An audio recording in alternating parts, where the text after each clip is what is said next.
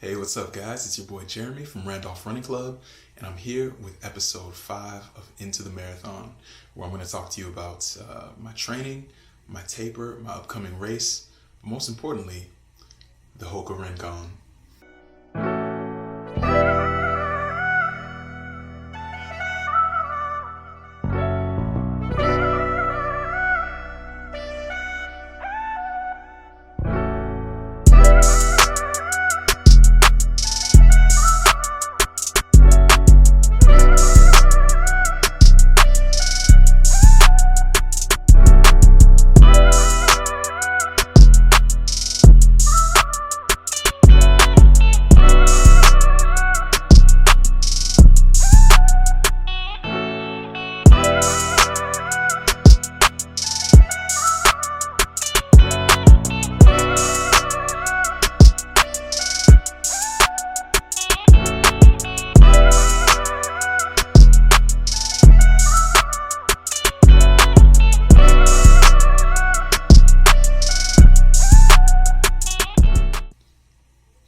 Thank you for making it through that intro scene there. Thank you for, joining me. If this is your first time watching, I really appreciate it.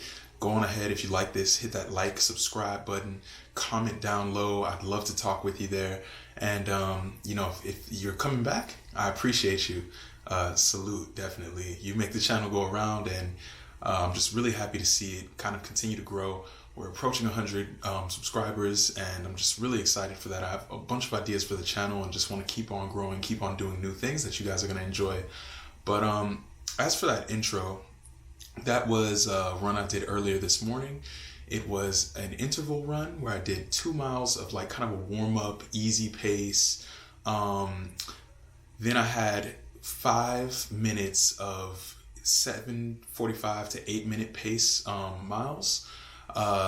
With 1 minute and 30 seconds rest. So I had 4 sets of that and then finished with 2 recovery miles at the end. And what that worked out to be was, I think, 7.16 miles at 8 minutes and 38 seconds per mile pace average. So yeah, if you want to see any more information about that run, feel free to give me a follow on Strava, and that will be linked down below in the description. But, kind of getting into it, I pulled out these bad boys earlier, the Hoka Rincons, and I have some thoughts. I've got about 50 miles in this shoe. The reason they're on this Into the Marathon episode is because, after some real soul searching and just really trying to figure out exactly which shoes I wanted to take with me on my first ever marathon attempt, I figured, I'd give these a try because the price was really good at REI's outlet a couple weeks ago, and I've just really been won over by them, to be honest. I figured they're really lightweight, very comfortable, and I have some thoughts after roughly 50 miles, but point of the story is they're the shoes that I have selected to run my first marathon in, and I'll tell you why right now. So, just diving kind of straight into it. If you've ever seen a shoe review on my channel, I like to talk about 4 things. I talk about the comfort of the shoe, I talk about the versatility, I talk about the durability, and I talk about the price. So I'm going to kind of go over those pretty quickly just because, I don't want to make the episode too long, but also because, I also want to talk to you guys a little bit about my training and things like that, how all that's going. So diving straight in, I'm going to throw the technical specs up here on the screen. Coming in a US men's size 9, we have a weight of 7.7 ounces for the Hoka Rincon. The heel to toe drop or offset of the shoe, so the stack height from the rear to the forefoot of the shoe, is a 5 millimeter drop. We have 29 millimeters in the heel and 24 millimeters in the forefoot. The midsole is EVA, and we have an engineered butchering that one, an engineered mesh upper that's single piece. So diving into the shoe, now that we've kind of got the technical specs there, number 1, comfort of the shoe. I think it's very, very comfortable. It's really my first time running in a Hoka. Typically like an Asics or a Nike guy, but I'll give anything a try. I'm running in Ultras right now as well. And, what I found was just with this stack height, I was expecting this almost like cloud-like, really soft, wallowy kind of shoe, but this really isn't that. When you step into it, I will say it is very comfortable. It is plush, but it doesn't feel like what I imagine a Hoka Bondi feels like, or even maybe a Clifton. The shoe is still really responsive, feels very energized, and it doesn't kind of like crumple or fold over when you're taking sharp turns, which I really, really appreciate. So even though it is kind of a tall shoe, gearing into that max cushion range, it doesn't run like a max cushion shoe, even though, you're still getting that impact protection, but it feels a little more energetic than you'd expect given the higher stack height. So I think it's really comfortable. I find that the upper, I'm going to pull it up here. I find that the upper is very nice and breathable. I've ran and I sweat a ton. I'm one of those guys who just, I'm a sweater when I run. It is what it is. And the shoes, they expel water pretty well. I feel very breathable inside. I have to give a shout out to Hoka for these laces. They're flat and they they don't cut into the shoe. Like the tongue has just enough padding so that you don't really feel the laces. It's incredible. There's a huge pull tab on the heel. Everybody loves a pull tab, I feel like. And I don't know, I just think it's a very comfortable shoe. It's easy to put on. It doesn't give me any hot spots or anything. And there's tons of cushion. I never feel like my feet or my knees or anything are trouble after I run in these shoes. So A+ for comfort. As far as versatility is concerned, point number 2, super versatile shoes. I find that I took them out for an interval run today, to kind of refresh myself on how they felt, because I am trying to keep the miles off these before my race in 2 weeks. But also I found that they're kind of perfect for an interval run. They handle the slower miles really well. You're getting that impact protection. You can heel strike if you want, and it has that meta rocker kind of technology that's kind of helping you rock to your forefoot. But on top of that, because the shoe only weighs 7.7 ounces, it's so light, it's comfortable. I can pick up the pace like a light switch, flip it on and off. Like when I'm ready to pick up the pace, these shoes are right there for me. So I found that, the versatility is really high, probably the most versatile shoes that you can buy. But that brings me to my next point, which is durability. So if you let all the people on blogs and everybody tell it, this shoe is a great shoe, but once you wear it for a while, it kind of breaks down. And what you end up having is something that, the party ends a little sooner than you'd want it to, right?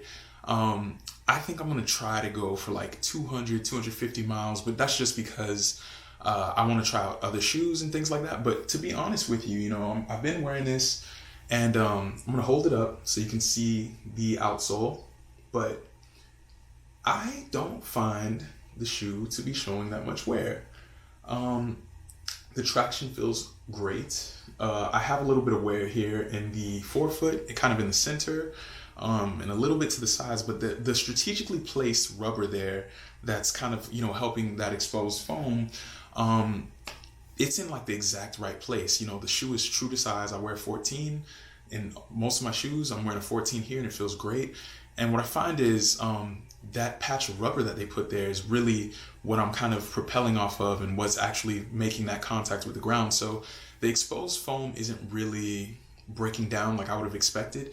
To be honest, all my Nike shoes with React have shown way more wear than this at 50 miles. And I have over 400 miles on my Epic React Flyknit 2s, probably 300 or so on my Odyssey React Flyknits. So if you catch the drift here, I think based on the wear that I've seen thus far, I think this is a shoe that you could wear for a pretty long time with no issues. And last but not least, we'll talk about the price. And that's why I got these in the first place. I had wanted to give them a try since I, learned about the shoe. I was seeing other YouTubers and shoe reviewers talk about them and say, hey, this is like a magic shoe, sort of, like a Vaporfly or something crazy like that. And the shoe actually starts at a great price at $115. But now that the Rincon 2 has come out, I'm starting to see these at different retailers and outlets and things like that. And the price is just dropping.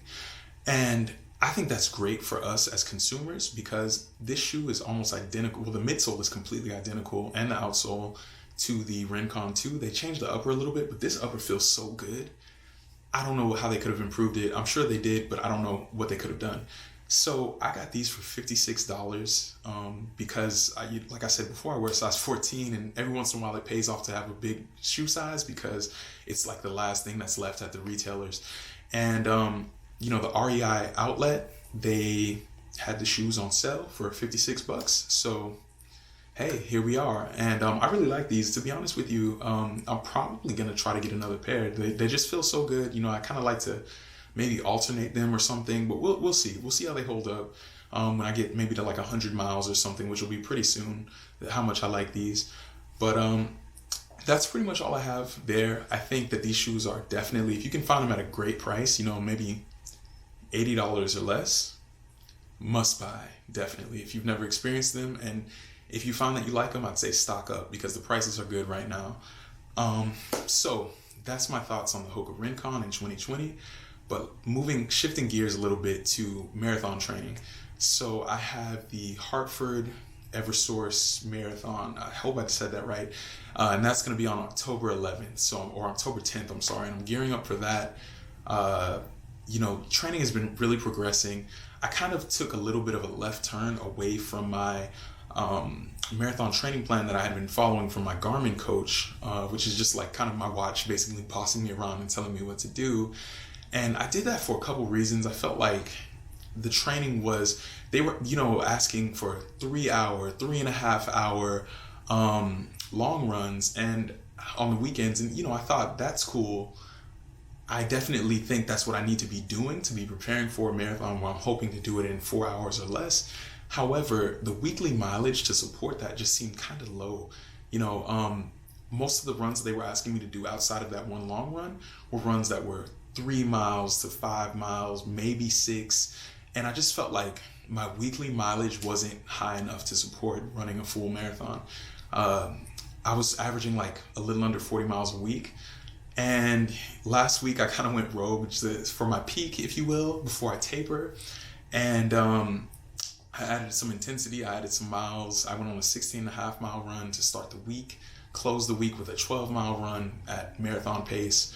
And, you know, I felt good, but I will say that my legs were feeling a little bit heavy at the end of the week because I upped my mileage along with my intensity, which I would never recommend to do. Usually you pick one or the other, but I upped my mileage and my intensity, and I was at about 57 miles at the end of the week, almost 60, which is the highest I've ever personally run. So I took a few days to recover here, and now I'm kind of methodically getting back into it this week with some easy runs. I had that one threshold. I'll have a threshold quasi long run on Saturday. And then, you know, next week, full on taper. I'm planning to run less than 20 miles before the race, you know, just kind of keeping the legs moving and moving at threshold pace and things like that. Maybe doing a fartlek or two, but nothing too intense so that I can go into that race feeling good, feeling rested, and ready to attack it. So, I mean, that's pretty much all I have. I would like to do another video to kind of close out this series and talk about, you know, maybe the route that I'm going to run, why I picked that route since it's a virtual race, and also talk about kind of my nutrition strategy and, you know, just how I'm planning on attacking the race. But that's all I have for you guys. Thank you so much for joining me today and watching this video. And, you know, I hope that you stay blessed out there. Hope you inspire others, and stay safe on all your runs, guys. Have a great one, and I'll see you in the next video.